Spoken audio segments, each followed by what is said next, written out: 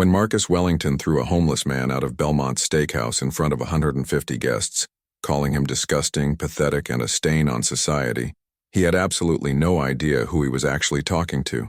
He thought he was just removing an unwanted vagrant from his father's restaurant. In reality, that homeless man was his father, Richard Wellington, the billionaire founder of a $680 million restaurant empire, testing whether his only son deserved to inherit everything he had built over 40 years.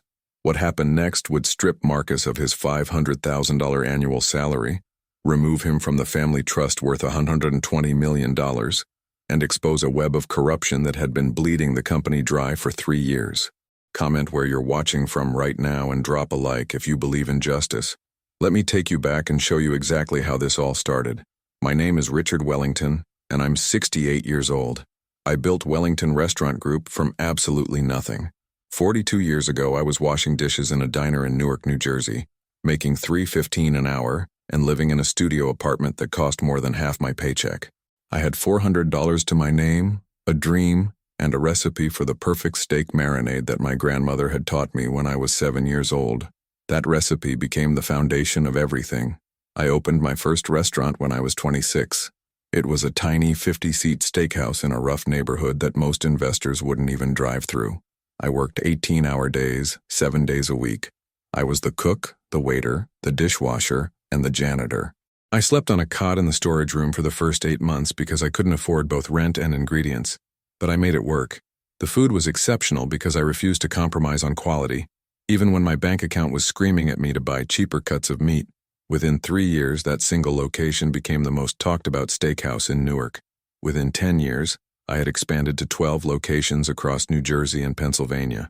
Within 20 years, Wellington Restaurant Group owned 47 premium dining establishments across the eastern seaboard, from Maine to Florida.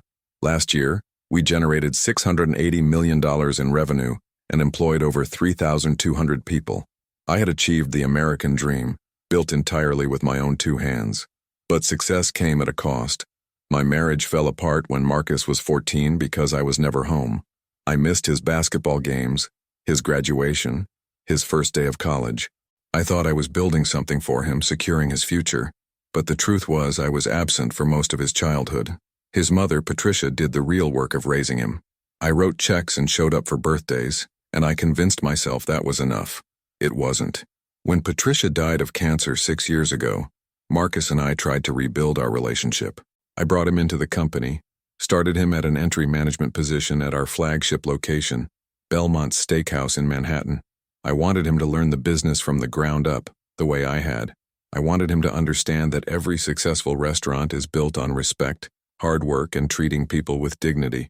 I wanted him to earn his place, not just inherit it. But something was wrong. Over the past 3 years, I had been noticing troubling patterns in our financial reports. Our profit margins were shrinking despite increased revenue. Employee turnover at several locations had jumped from our usual 18% to nearly 45%. Customer complaints were increasing. Our flagship Belmont's location, which Marcus had been managing for 18 months, was hemorrhaging money despite being consistently packed with reservations. I spent 6 months reviewing documents, conducting quiet audits, and talking to employees who trusted me. What I found was shocking. Marcus had been systematically exploiting the company. He had created ghost employees and pocketed their salaries, totaling approximately $340,000 over 2 years. He had been accepting kickbacks from suppliers who provided substandard ingredients, pocketing $180,000 while our food quality suffered. He had been skimming cash from the register at Belmont's, roughly $2,000 to $3,000 per week. Most disturbing of all, he had been treating our staff with contempt, creating a toxic work environment that drove away talented people we had spent years training. I couldn't believe my own son would do this. I had given him everything, opportunities I never had, and he had used his position to steal from the company and abuse the people who worked for him. But I needed to see it with my own eyes. I needed to understand who Marcus had truly become when he thought no one important was watching. I needed to know if there was any decency left in him, any shred of the values I had tried to instill, or if I had failed him completely as a father. So I designed a test. It was unusual, perhaps even cruel, but I had to know the truth before I made the biggest decision of my life. I had to know if Marcus deserved to inherit Wellington Restaurant Group, or if handing him control would destroy everything I had built and hurt thousands of employees who depended on our company. I spent 2 weeks preparing. I stopped shaving. I stopped cutting my hair. I bought clothes from a thrift store, worn jeans with holes in the knees, a stained jacket that smelled like cigarettes, boots that were falling apart. I practiced walking differently, hunched over, defeated. I studied how to look invisible, how to embody the kind of person that society trains us to look past. It was harder than I expected. I had spent 4 decades building confidence, commanding rooms, projecting success. Now I had to do the opposite. On a Friday evening in October, I made my way to Belmont Steakhouse. It was 7:30 p.m., peak dinner service. The restaurant was packed, every table occupied, the bar 3 deep with people waiting for their reservations. The host stand was managed by a young man named Trevor, who had worked for us for 2 years. He was good at his job, professional, courteous. I shuffled through the door, shoulders hunched, keeping my head down. Trevor's expression changed the moment he saw me. He stepped forward, blocking my path, his professional smile replaced with discomfort. "Sir, I'm sorry, but this is a private establishment," Trevor said quietly, trying to be discreet. "We require reservations." "I just need to sit down for a minute," I said, my voice raspy, defeated. "Please, my feet hurt. I've been walking all day." "Sir, I understand, but we can't accommodate walk-ins tonight," Trevor said, his voice firmer now, "especially without proper attire. We have a dress code." I noticed several diners turning to look, their conversations pausing. A woman in a designer dress whispered something to her husband. A man in a business suit shook his head, disapproving. I saw exactly what I expected to see in their eyes.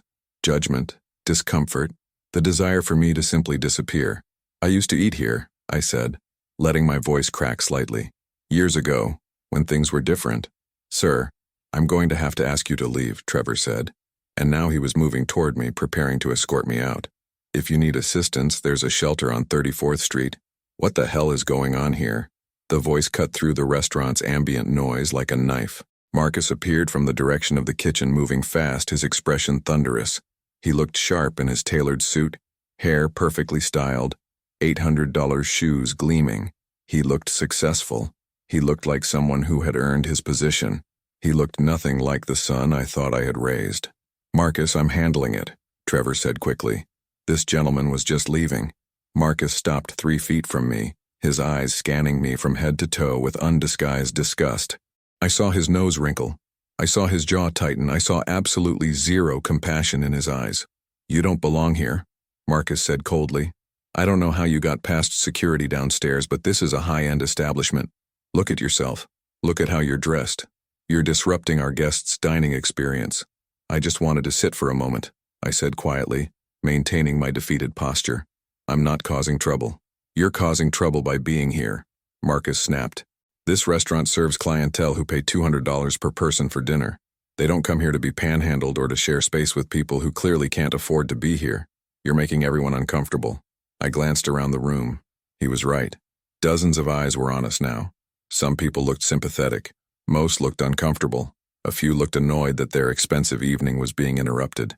But no one was speaking up. No one was intervening. "I'm not panhandling," I said. "I just need a moment to rest." "I don't care what you need," Marcus said, his voice rising now, projecting across the restaurant. "What I care about is protecting my guests and maintaining the reputation of this establishment. You have 10 seconds to leave voluntarily, or I'm calling the police and having you removed forcibly. Your choice." I looked at my son, really looked at him. I searched his face for any sign of the boy I remembered, the kid who used to help me test recipes in our kitchen, who once cried when he saw a homeless man sleeping on a subway grate in winter. I searched for any flicker of humanity, any pause of recognition that I was a human being deserving of basic dignity. I found nothing. "Please," I said, my voice barely above a whisper. "I'll only be a minute." "Time's up," Marcus said. He grabbed my arm, his grip hard enough to bruise. "Trevor, help me get him out of here." Trevor hesitated. I could see the conflict in his eyes. He was a good kid, hired specifically because he treated everyone with respect, from our dishwashers to our VIP guests. But he was also young, scared of losing his job, trained to follow orders from management. "Marcus, maybe we could just—" Trevor started. "Now, Trevor," Marcus commanded, "unless you want to join him on the street." Trevor moved forward reluctantly. Together they started walking me toward the door. Marcus's grip on my arm was painful, deliberately so. He wanted me to feel humiliated. He wanted everyone to see what happened to people who didn't belong in his world. "You're pathetic," Marcus said, his voice loud enough for nearby tables to hear. "You're a waste of space. You're exactly the kind of person who drags this city down. No ambition, no pride, just looking for handouts. I've worked my entire life to build something, and people like you want to take advantage of that work without contributing anything." The words hit me like physical blows, not because they hurt my feelings, but because they revealed exactly who my son had become. He genuinely believed that wealth and success made him superior. He genuinely believed that people struggling deserved their circumstances. He genuinely believed that treating vulnerable people with cruelty was justified if it protected his comfortable world. We were almost at the door when a voice called out from one of the tables, "Excuse me, is that really necessary?" A woman in her 50s, dressed elegantly, was standing up. Her husband tried to pull her back down, but she shook him off. "He's just an old man. He's not hurting anyone." "Ma'am, please don't concern yourself," Marcus said smoothly, his tone completely different now, deferential and professional. "This is a security matter. I'm handling it appropriately." "It doesn't look appropriate," the woman pressed. "It looks cruel. It's cold outside. Can't you just let him sit in the lobby for a few minutes?" "Ma'am, with all due respect, I'm the general manager of this restaurant," Marcus said, an edge creeping into his voice despite his professional tone. "I make decisions about who is and isn't welcome here. This individual is trespassing. If you'd like to discuss my security policies, I'd be happy to speak with you after I've resolved this situation." The woman looked like she wanted to say more, but her husband was pulling her arm now, whispering urgently. She sat down, her expression troubled. I tried to catch her eye, to thank her silently for trying, but Marcus shoved me forward, breaking the moment. We reached the door. Marcus pushed it open with his free hand, the October night air rushing in, cold and sharp. He shoved me through it, hard enough that I stumbled on the sidewalk and barely caught myself against the building. "Don't come back," Marcus said. "If I see you here again, I won't be this polite. I'll have you arrested for trespassing and you'll spend the night in jail. Trust me, I have connections with the NYPD. They'll make sure you regret it. Am I clear?" I looked at him, still in character, still playing the role. "Crystal clear? Good. Now get out of my sight." Marcus turned and walked back inside, the door swinging shut behind him. Through the glass, I could see him straightening his jacket, smoothing his hair, transforming instantly back into the polished professional manager. He stopped at the woman's table, the one who had spoken up, and I watched him apologize profusely, probably offering them a complimentary dessert or a discount on their bill. I stood on the sidewalk for a long moment, letting the cold seep into my bones. I wasn't done yet. Phase 1 was complete. I had seen Marcus's first response, and it was worse than I feared. But I needed to see more. I needed to give him every opportunity to make a different choice, to show any capacity for growth or redemption. I needed to see if my son was truly beyond saving. I walked around the block, found a small coffee shop that was still open, and went into the bathroom. I washed my face, combed my hair back as best I could with my fingers, and straightened my clothes slightly. I looked marginally more presentable, less like a stereotypical homeless person, more like someone who had simply fallen on hard times. Then I made my way back to Belmont's. This time, I approached from the delivery entrance. I knew the layout of every restaurant in our chain intimately. I slipped through the door that deliveries used, moving through the narrow corridor past storage rooms and staff lockers. I could hear the kitchen in full operation, the clatter of pans, the sharp calls of chefs coordinating orders. The familiar smell of searing steaks and fresh bread filled the space. I made it into the main dining room through a side door that staff used. I kept my head down, moving slowly, trying to look lost. I made it about 10 feet before a server spotted me. Sir, excuse me, you can't be back here," the server said. A young woman named Sarah, who I recognized from company events. She didn't recognize me. "This is a staff area. I'm looking for the restroom," I said, playing confused elderly. "The restrooms are by the front entrance," Sarah said, not unkindly. "I'll show you, but, sir, do you have a table here?" Before I could answer, Marcus's voice cut through again. "Are you kidding me right now?" He came striding across the dining room, his face flushed red with anger. Several diners were staring now, their meals forgotten. I could feel the tension rising. the atmosphere shifting from elegant dining to uncomfortable spectacle. "I literally just threw you out 5 minutes ago," Marcus said, his voice shaking with rage. "What part of 'don't come back' did you not understand?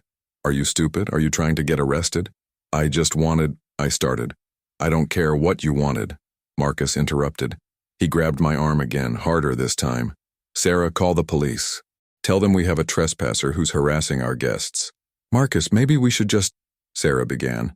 "Call them now," Marcus shouted. Sarah jumped, startled by the vehemence in his voice. She pulled out her phone with shaking hands. Another voice joined the fray. Miguel Rodriguez, one of our line cooks who had been with the company for 8 years, appeared from the kitchen. Miguel was 52, a father of 4, one of the most dedicated employees we had. He had worked his way up from dishwasher to sous chef through pure skill and determination. "Marcus, hey man, what's going on?" Miguel said, his tone careful, placating. "Stay out of this, Miguel," Marcus snapped. "Get back to the kitchen." "I just thought maybe we could handle this quietly," Miguel said. "The guests are getting upset. Maybe you could do your job and stop questioning my authority," Marcus said, wheeling on Miguel. "I'm the general manager. I make the decisions. You cook the food. That's the extent of your responsibility. If you don't like how I run things, there are 50 other restaurants in this city that would be happy to have you. Well, probably not happy, but they'd hire you. You want to test that theory?" Miguel's face went carefully blank, the expression of someone who had learned to hide their emotions to survive. "No, Marcus. I'll get back to work." "Smart choice," Marcus said. He turned back to me, his grip on my arm painful enough now that I knew there would be bruises. "You've got until the cops arrive to tell me why you're really here. Are you casing the place? Planning to rob us? What's your angle?" "I don't have an angle," I said quietly. "I used to work in restaurants long time ago. I thought maybe you might have some work. Dishwashing, cleaning, anything." Marcus laughed, a sharp, cruel sound. "You thought I would hire you. Look at yourself. You can't even take care of your own basic hygiene. You think I would let you anywhere near my kitchen? Near food that my guests are paying $200 per plate for? You're delusional. I'm a hard worker," I said. "I could prove it, if you gave me a chance." "I don't give chances to people who don't deserve them," Marcus said. "You know what I think? I think you had chances. Probably lots of them. And you wasted every single one because you're lazy, or you're an addict, or you made stupid choices. That's not my problem. That's your problem. And you don't get to make it my problem by showing up at my restaurant and disrupting my business." I looked around the dining room. Every single person was watching now. The elegant atmosphere had completely evaporated. Some people looked angry. Some looked uncomfortable. Many had their phones out, recording. This was going to be on social media within minutes. One man, sitting alone at a corner table, was watching with particular intensity. He was older, maybe 75, distinguished looking in a perfectly tailored suit. He had been eating his steak slowly, observing everything. Our eyes met for a moment, and something passed between us. Recognition, perhaps. Understanding. "The police are on their way," Sarah said quietly, putting her phone away. She looked miserable. "Good," Marcus said. "They can deal with this. I'm done wasting my time." But he didn't let go of my arm. He held me there, in the middle of the dining room, like I was an exhibit, like I was proof of something. "You want to know what the real problem with people like you is," Marcus said, his voice carrying across the entire restaurant now. "You think the world owes you something. You think that just because you exist, society should take care of you. But that's not how the world works. The world rewards people who work hard, who make smart choices, who build something. People like me. My father built this company from nothing. He worked 18-hour days. He sacrificed everything. And now I'm carrying on his legacy. That's what success looks like. Not whatever this is." He gestured at me with his free hand, a dismissive wave that encompassed my entire existence. "You made your choices. You live with the consequences. I'm not going to feel bad about protecting what my family built just because you couldn't get your life together. That's on you." The words hung in the air. I waited for someone to object, to speak up, to challenge his worldview. But no one did. The room was silent except for the quiet clatter of the kitchen and the low murmur of someone on their phone. This was the moment. This was the point where I had to make my decision.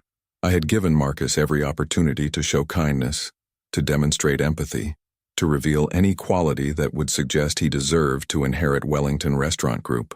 Instead, he had shown me cruelty, arrogance, and a fundamental contempt for people he considered beneath him. My son had failed the test. 2 police officers arrived within minutes. They were professional, courteous to Marcus, less so to me. Marcus explained the situation, painting me as a dangerous vagrant who had trespassed twice, who had harassed his staff and disturbed his guests. The officers asked me if I had anything to say for myself. "No, officer," I said quietly. "I'll leave." "See that you do," one officer said, "and don't come back here. If we get another call about you at this location, we'll arrest you for trespassing. Understand?" "I understand." They escorted me out, one on each side, though they were gentler than Marcus had been. On the sidewalk, one of them, a younger officer with kind eyes, spoke to me quietly. "There's a shelter on 34th, he said. "They're good people. They'll help you if you need it." "Thank you," I said. "I appreciate it." The officers left. I stood on the sidewalk, watching through the window as Marcus glad-handed the remaining diners, apologizing for the disruption, probably comping meals left and right to salvage the evening. He was smiling, charming, playing the role of the gracious host. He had already forgotten about me, moved on to more important things. I pulled out my phone and made a call. "It's done," I said, when the line connected. "Monday morning. Make sure everyone is there." "Are you sure?" The voice on the other end belonged to Catherine Chen, my chief legal counsel and a trusted advisor for 15 years. "Richard, he's your son." "I'm sure," I said. "I've seen enough." That was Friday. I spent the weekend in my apartment on the Upper East Side, reviewing documents, making phone calls, preparing for what was coming. I didn't sleep much. I kept replaying the scene in my mind. Marcus's words, his face, the casual cruelty he had displayed. I thought about Patricia, what she would say, whether she would agree with what I was about to do. I thought she would. She had loved Marcus deeply, but she had never been blind to his flaws.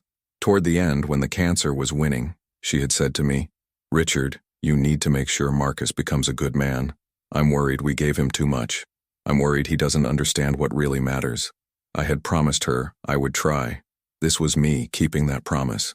Monday morning arrived. I walked into the corporate headquarters of Wellington Restaurant Group at 8:45 a.m. I was back to my normal appearance, clean-shaven, hair trimmed, wearing a $3,000 suit. The receptionist, who had worked for us for 6 years, smiled broadly when she saw me. "Mr. Wellington, we weren't expecting you today." "Surprise visit?" I said. "Is everyone assembled in the conference room?" "Yes, sir. They're all here." I walked through the hallways of the building I had designed, past photographs of our restaurants, past awards and accolades, past the framed copy of the very first review of my original Newark steakhouse. I reached the conference room where our senior leadership team was gathered. Catherine Chen, our CFO David Park, our VP of Operations Samantha Brooks, and Marcus. Marcus looked up when I entered, surprise flickering across his face. "Dad, what are you doing here? I thought you were in Chicago this week." "Change of plans," I said. I took my seat at the head of the table. "Thank you all for coming on short notice. We have some important matters to discuss."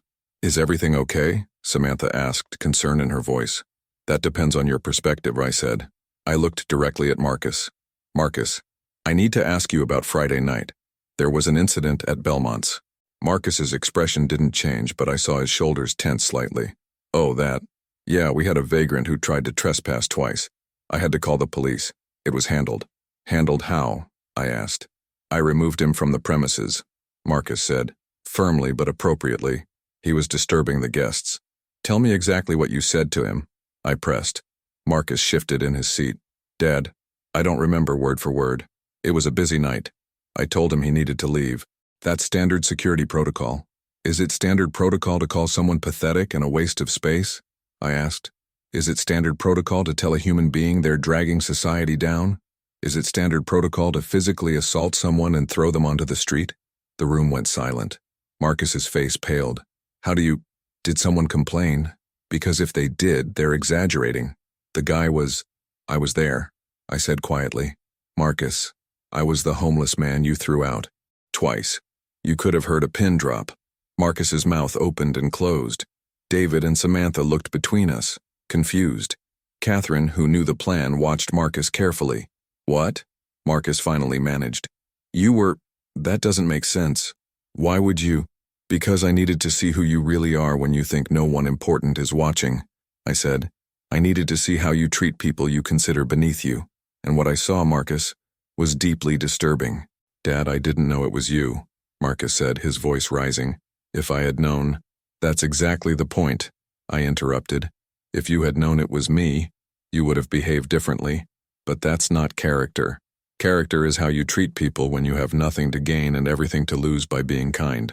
Character is recognizing that every human being deserves basic dignity, regardless of their circumstances. I was protecting the business, Marcus said desperately. You taught me that. You taught me to maintain standards to protect our reputation. I taught you to treat people with respect, I said, my voice hard.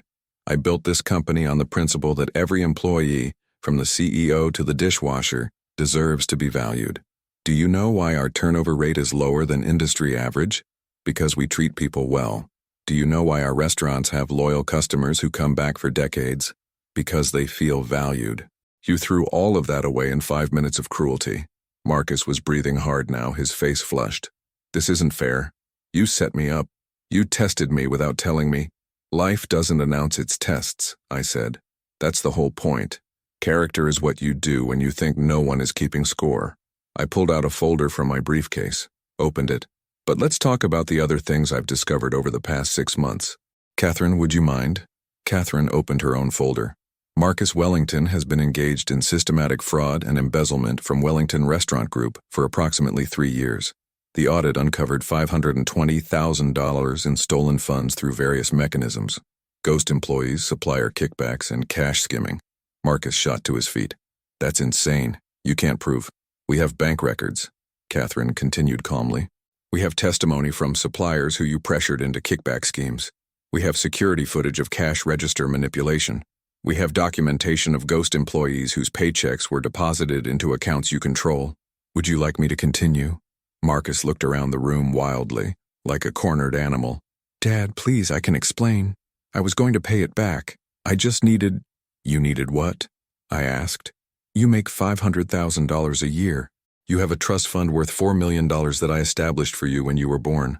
What could you possibly need that justified stealing from your own family's company? I have expenses, Marcus said weakly. The apartment, the car, the $180,000 sports car, the $8,000 a month penthouse, the gambling debts? I asked. Yes, Marcus. I know about all of it. I know that you've been living beyond your means and stealing to finance a lifestyle you couldn't actually afford. Marcus sank back into his chair, his face ashen. For a moment I felt a flicker of pity. He looked young, lost, terrified. He looked like my son. But then I remembered his words from Friday night, his contempt for someone he thought couldn't fight back, and the pity hardened into resolve. Effective immediately, you are terminated from Wellington Restaurant Group, I said. Your access to all accounts, systems, and properties is revoked. Your company credit cards are canceled. Your health insurance through the company ends at the end of this month. You're firing me? Marcus said, disbelief in his voice. I'm your son, which makes this harder than you can possibly imagine, I said. But yes, I'm firing you. You violated the trust of this company. You stole from employees who depend on us, and you treated vulnerable people with cruelty. Those aren't mistakes, Marcus. Those are choices, and choices have consequences. What about the trust fund? Marcus asked. You can't touch that.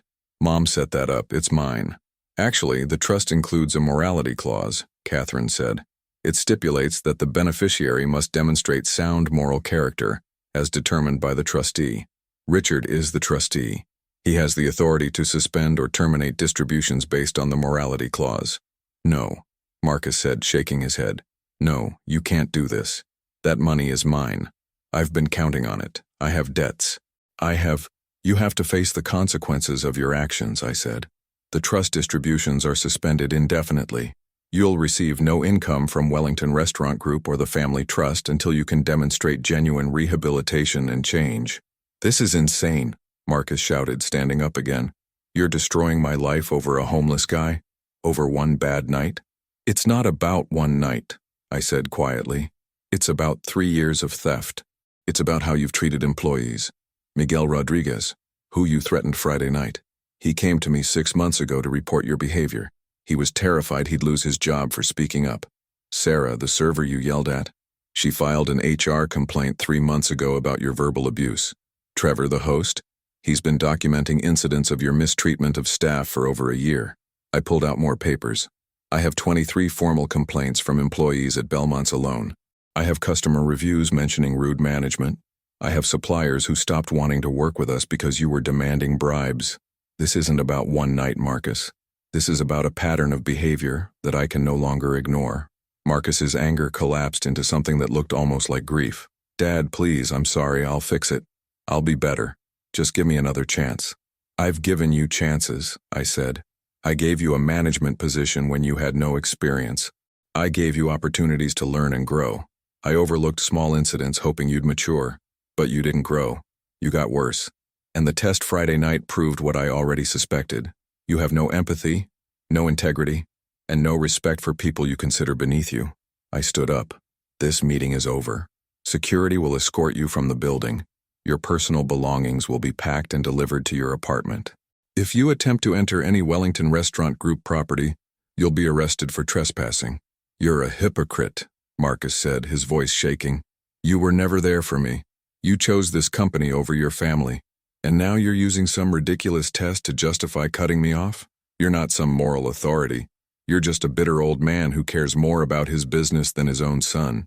The words stung because there was truth in them. I hadn't been there. I had chosen work over family too many times. I had failed Marcus in many ways, but that didn't absolve him of his own choices. You're right, I said. I wasn't there enough. I made mistakes as a father, but that doesn't excuse what you've become. I gave you material advantages I never had, but apparently I failed to give you something more important. Values. That's on me. But how you choose to move forward from here, that's on you. Security arrived. 2 officers who had worked for us for years looking uncomfortable with their assignment. Marcus looked at them, then at me, then walked out without another word. The door closed behind him. The room was silent for a long moment. Finally, Samantha spoke. Richard, are you okay? No, I admitted, but it was necessary. What happens now? David asked. Now we fix the damage, I said. We audit every location. We make restitution to any suppliers who were pressured into kickbacks. We review every complaint that was ignored or suppressed. We make sure our employees know this behavior will never be tolerated again, regardless of who the person is. And Marcus? Catherine asked gently. That's up to him, I said. The door isn't permanently closed, but he needs to demonstrate real change, not just apologize because he got caught. He needs to do the work, get help, maybe therapy, and prove he understands why what he did was wrong. Until then, he's on his own. I looked around at the people in that room. People who had worked alongside me for years, who believed in what we were building. I know this is messy. I know it reflects badly on me as a father, and on the company. But we'll get through it. We always do. Over the next few days, the story leaked, as stories always do. Someone at the restaurant had recorded parts of Friday night's incident, and it went viral on social media. The headlines were brutal. Restaurant heir throws out homeless man, doesn't realize it's his father. Billionaire CEO tests son in disguise. Son fails. Karma strikes back. Cruel manager fired after humiliating homeless father. The public reaction was intense. Some people praised me for holding my son accountable. Others criticized me for entrapment, for public humiliation, for being a cruel father. The comments section of every article was a battleground of opinions. But I didn't read most of them. I had made my decision based on what I knew was right, not what would be popular. What I didn't expect was the flood of other stories that emerged. Within 48 hours of the news breaking, I received 47 emails and messages from other people Marcus had mistreated, former employees who had quit because of his verbal abuse, suppliers who had been pressured into unethical arrangements, even customers who had witnessed him berating staff members and had left feeling uncomfortable. One email in particular haunted me. It was from a young woman named Jennifer Dawson, who had worked as a server at Belmont's for 3 months before quitting. She wrote, I was 22, working 2 jobs to pay for community college. Marcus would make comments about my appearance, call me stupid in front of customers when I made small mistakes, and once threw a plate at the wall near my head because I forgot to mention a special. I quit because I was having panic attacks before every shift. I thought it was my fault. I thought I wasn't good enough. Now I realize it was never about me. Thank you for showing that people like him don't get to act that way forever, even when they have power. I read that email 3 times. Then I called Catherine. We need to do more than just fire him. We need to make sure this never happens again in any of our locations. And we need to help the people he hurt. What are you thinking? Catherine asked. I'm thinking we establish a fund, I said. Something specifically designed to support employees who have experienced workplace abuse or harassment. Counseling resources, legal support if needed, financial assistance for people who had to quit toxic situations. I want to put $5 million into it initially. That's generous, Catherine said. It's necessary, I said. Marcus hurt people while representing our company. That makes it our responsibility to help make it right. We called it the Dignity at Work Fund. We hired an independent administrator to manage it, ensuring that employees could access support without fear of retaliation. We publicized it internally and made sure every single one of our 3,200 employees knew it existed. The response was overwhelming. In the first month alone, 83 employees reached out for various types of support. The fund helped people like Miguel Rodriguez, who used it to access therapy for the stress and anxiety he had developed from working under Marcus. It helped Sarah, the server from that Friday night, pay for a career counseling program that helped her transition into a management track at another location. It helped Jennifer Dawson, whose story had moved me so deeply, return to college full-time without working herself to exhaustion. But something unexpected happened. The story of the Dignity at Work Fund spread beyond our company. Other restaurant groups reached out, asking how they could implement something similar. Industry publications wrote about it. Within 6 months, 12 other restaurant companies had established their own versions, protecting thousands more workers across the country. Something else happened too. I started receiving letters. Not emails, but actual handwritten letters, dozens of them, from people I had never met. They shared their own stories of workplace abuse, of being dismissed and humiliated by people in power, of feeling invisible and worthless. They thanked me for taking a stand, for showing that mistreating people has consequences, for proving that they mattered. One letter came from a man in Ohio who wrote, I was homeless for 2 years after losing my job and my apartment. The hardest part wasn't the hunger or the cold. It was how people looked through me like I didn't exist, like I wasn't human anymore. What you did, pretending to be homeless, you showed your son and everyone watching that homeless people are people. That's worth more than you know. I kept that letter in my desk drawer. On hard days when I questioned whether I had done the right thing, whether I had been too harsh, I would read it and remember why it mattered. As for Marcus, I didn't hear from him for 3 weeks. Then, late one evening, my phone rang. It was a number I didn't recognize, but I answered. Dad? Marcus's voice was different, smaller, uncertain. I'm here, I said. I've been thinking a lot, Marcus said. About everything. About what I did, why I did it, what kind of person I became. I started seeing a therapist. Dr. Sarah Edelstein. She specializes in entitlement and empathy development. She's helping me understand some things about myself that are pretty hard to face. That's good, I said, keeping my voice neutral. That takes courage. I wanted to say I'm sorry, Marcus continued. Not just because I got caught, but because I genuinely understand now that what I did was wrong. The way I treated people, especially people who couldn't fight back, that was evil. There's no other word for it. I was evil. You made evil choices, I corrected gently. That doesn't mean you're an evil person, Marcus. It means you lost your way. I don't know if there's a difference, Marcus said, but I'm trying to figure out how to be better. I got a job, actually. At a restaurant, I'm washing dishes. I sat up straighter. You're what? Washing dishes at a small Italian place in Brooklyn, Marcus said. The owner didn't know who I was when she hired me. It's minimum wage and it's hard and my hands are always raw, but I'm learning what it's like to be on the other side, to be the person who gets ordered around, who gets blamed when things go wrong, who has to smile and take it because I need the paycheck. How long have you been doing this? I asked. 3 weeks, Marcus said. I've almost quit probably 10 times. But then I remember everyone I treated like garbage when I had power, and I realize I deserve this. I deserve to understand what their lives were like. We talked for an hour that night. It was the longest real conversation Marcus and I had had in years, maybe ever. He told me about his therapist, about the work they were doing to understand his behavior patterns, his entitlement, his lack of empathy, He told me about the other dishwashers at his new job, immigrants working multiple jobs to support families, single mothers trying to make ends meet, people with stories and dreams and dignity that he had never bothered to see before.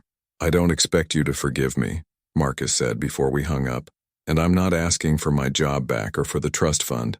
I just wanted you to know that I heard you. I finally heard you. After that, we talked every few weeks. I didn't offer him money or help. I didn't make it easier, but I listened. I supported him in the work he was doing on himself, and slowly, over months, I started to see glimpses of a person I could be proud of. 6 months after that Friday night at Belmont's, Marcus did something that surprised me. He reached out to every person he could find who he had mistreated at our restaurants. He wrote personal letters to each one, apologizing specifically for what he had done to them, not making excuses, and offering to make amends in whatever way they deemed appropriate. Some people didn't respond. Some told him to go to hell, which was their right. But some accepted his apology. A few even agreed to meet with him. Miguel Rodriguez was one of them. They met at a coffee shop, and Marcus spent 2 hours listening to Miguel talk about how the verbal abuse had affected him, how he had started doubting his skills, how he had almost quit a job he loved because of Marcus's treatment. "I'm so sorry," Marcus told him. "You deserved better. You deserved respect. I was wrong, and there's no excuse for it." Miguel told me later, during one of our regular check-ins with staff, that hearing that apology had helped him heal in a way he hadn't expected. "I didn't think I needed it," Miguel said, "but hearing him acknowledge what he did, that I wasn't crazy, that it really was as bad as I remembered, that helped." 8 months after the incident, something else happened. The gentleman who had been sitting in the corner of Belmont's that Friday night watching everything reached out to my office. His name was Theodore Blackwell, and he was a retired federal judge who had spent 30 years on the bench. He asked if he could meet with me. We met at a small cafe, neutral territory. Judge Blackwell was 76, sharp as a razor, with kind eyes that had seen everything. "I want to thank you," he said after we ordered coffee, "for what you did that night. I've spent my career trying to make the justice system more equitable, more humane, but real justice doesn't just happen in courtrooms. It happens in moments like the one I witnessed. I'm not sure it was justice," I said honestly. "Sometimes I think it was just a father's last desperate attempt to save his son. Maybe it was both," Judge Blackwell said. "I've seen a lot of young people come through my courtroom over the years. Rich kids, poor kids, everything in between. You know what I learned? Consequences matter. Not punishment for punishment's sake, but real consequences that force people to confront who they are. You gave your son that. Whether he uses it, that's up to him." We talked for 2 hours. Judge Blackwell told me stories from his career, cases where holding people accountable had changed their lives, and cases where mercy had been more powerful than punishment. He told me about his own mistakes as a young man, how someone had given him a second chance but made sure he earned it. "The key," Judge Blackwell said, "is that second chances have to be earned. They can't be given freely, or they're meaningless. Your son is earning his. That's rare. That's valuable." As we were leaving, Judge Blackwell said something that stayed with me. "You know what impressed me most that night? It wasn't the test itself. It was that you stayed in character even when he was being cruel. You gave him every opportunity to make a different choice. That's real love, Richard. Holding someone accountable because you believe they can be better." 1 year after that Friday night, I invited Marcus to meet me at a small diner in Newark. Not a Wellington Restaurant Group property, just a regular neighborhood place with good coffee and decent eggs. He arrived on time, looking different. Thinner, his clothes simple, his demeanor humble. "Thanks for meeting me," Marcus said. "Of course," I said. "How are you doing?" "Better," Marcus said. "Different. I'm still washing dishes, actually. Maria, the owner of the Italian place, promoted me to prep cook last month. I'm taking community college classes at night, business ethics and hospitality management. I'm trying to learn how to do this the right way." "That's good," I said. "I'm proud of you." Marcus looked up, surprised. "Really?" "Really," I said. "You're doing the hard work. You're facing what you did and trying to be better. That takes more courage than most people ever show." We ordered breakfast. As we ate, I told him about the Dignity at Work Fund, about the people it had helped, about the ripple effect it had created in the industry. I told him about Jennifer's email, about Miguel's healing, about the letters from strangers. "What you did that night, Marcus, it hurt a lot of people," I said. "But it also created an opportunity for change, not just for you, but for our entire industry. Something good came from something terrible. That doesn't excuse what happened, but it gives it meaning." Marcus was quiet for a long moment. "I've been thinking about something," he said finally. "When I'm ready, if I'm ever ready, I want to work in employee advocacy, maybe help create more programs like the Dignity Fund. Use my experience of being on both sides, the abuser, and then the person getting abused, to help other people. That's a good goal, I said. It'll take time. You need more healing, more growth. But if you keep doing the work, I think you could make a real difference. Do you think you'll ever let me back into the company? Marcus asked. I considered the question carefully. Honestly, I don't know.